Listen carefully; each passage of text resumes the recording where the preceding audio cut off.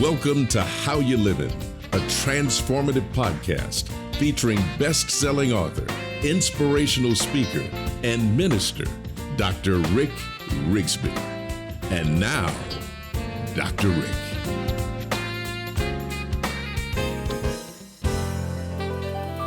Hello, friends. Thanks so much for joining us today. I want to talk to you about reading, specifically the benefits of reading. Oh, what a joy it is to read a great book. But do you realize all the other benefits that come from reading? I'm talking about something that improves cognitive functions, increases vocabulary and comprehension. Reading encourages you to have empathy for other people. Reading will also help you to fall asleep at night. It will reduce your level of stress. Did you know that reading also lowers the blood pressure and the heart rate? Reading fights depression, even prevents cognitive decline as you age. Wow. I read one study that even suggests that there's a positive correlation between reading and living longer. Listen to this. The Health and Retirement Study investigated the reading patterns of over 3,600 participants during a 12-year period. The results are absolutely fascinating. They're published in the journal Innovation in Aging. The article is titled The Survival Advantage of Reading Books. Listen to this. The results. Those who read books survive about 2 years longer than those who either did not read books or those who only read magazines and other forms of media. The study also reported that people who read more than 3.5 hours each and every week are 23% likely to live longer than those who don't read at all. Thomas J. Law wrote an article on the benefits of reading. In part, the article is titled, Why I Should Read Every Day. Listen to Law's practical benefits. They include exercising the brain, improving focus, improving memory, better communication skills, greater overall mental health. Friends, I would argue that reading anything will place you at a huge advantage. But if you can read books, well, the research speaks for itself. You can add years to your life. In the words of Dr. Seuss, the more that you read, the more things you will know. The more things that you learn, the more places you will go. I love this quote from Sasha Salamina. Listen to this. A child who reads will be an adult who thinks. Oh, I love that. I love reading, friends. I read everything. I love reading magazines. I love reading blogs. I love streaming information and reading. I love my Kindle. I love books on tape. But to me, there is nothing, absolutely nothing like holding a book. There's just nothing like reading a good book. British writer and theologian C.S. Lewis once said, "You can never get me a cup of tea large enough or a book long enough to suit me." I love that. You see, we live in an instant world, right? Where we want knowledge instantly, quickly.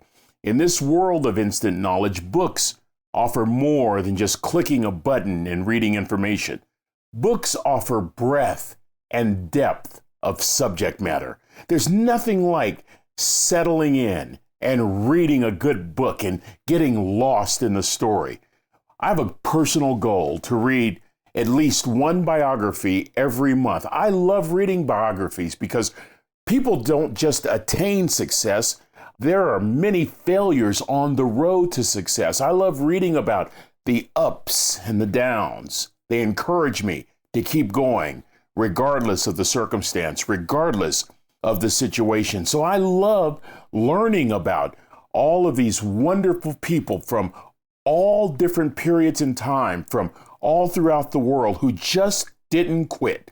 They just kept going. And so my goal, in addition to all the other reading, is to read at least one biography a month. And when I'm reading for enjoyment, I like to take my time. I relax. I allow my mind to be transported somewhere else. I can tell you when this all began. It began when I was in grade school, either third or fourth grade. It began with a book by Beverly Cleary, someone who would become one of my life's heroes. Beverly Cleary used to be a librarian, but she discovered something. She discovered that her students in the library weren't enjoying books because they couldn't relate to the characters that were in the books. Beverly stopped being a librarian and wrote books for kids. Her first book, published in 1950, Henry Huggins. And it all began for me with that very same book. The first book I read from cover to cover in grade school, Henry Huggins by Beverly Cleary. Before I knew it, I was on Klickitat Street in Henry's hometown of Portland, Oregon. You talk about being transported. I was with Henry and his dog Ribsy on their paper route. I was at that corner drugstore when Henry bought guppies, or at school when Henry and his friends Beezus and Ramona would hang out and play together. Oh, the places you can go. And despite Mark Twain's brilliant quip that a classic is a book you praise but never read, I have read the classic Henry Huggins scores of times all throughout my life. When I'm reading for enjoyment, I like to take my time. But when I'm reading to gain information, I employ a technique I learned in graduate school. Back then, I learned how to gut a book. During doctoral studies, the weekly reading volume was quite heavy. We quickly learned to gut a book. This is what I mean. You would discover the thesis. Then you would skip to the systematic development of that thesis. And then you would locate the argument. And then you would either refute or support that argument. So instead of reading 200 pages, perhaps you read a fourth of that amount. Now, admittedly, it took me a while to develop this technique, but once you know what you're looking for, you can become more efficient with your time management. I was discussing this process with my good friend Jeff recently. We attended the same university, even served together on the same university board, and we continue to see each other on a regular basis. Now, Jeff loves reading also, and recently we were in the same city at the same time. We met for dinner, and as always, we discussed the latest books we've read. As a traveling pharmaceutical salesman, Jeff's a busy guy, and he was most interested in my gutting technique, especially books with regard to information. It was Jeff that suggested this podcast on reading, and I'm so glad he did. Jeff and I talked nonstop about two books that we'd recently read. We could have talked for days. Oh, the places you can go. The great comedian Groucho Marx once said, "I find television very educating. Every time someone turns on the TV, I go to the other room and read a book." Reading is one of those loves you don't have to just keep to yourself. Friends, you can pass it on. You can even pass it down to future generations. We have 4 sons and grandchildren. Each loves to read. And we began, like many of you, by reading to the children when they were young. As many of you know who listen regularly to my podcast, my first wife, Trina, sadly passed away years ago following a long battle with breast cancer.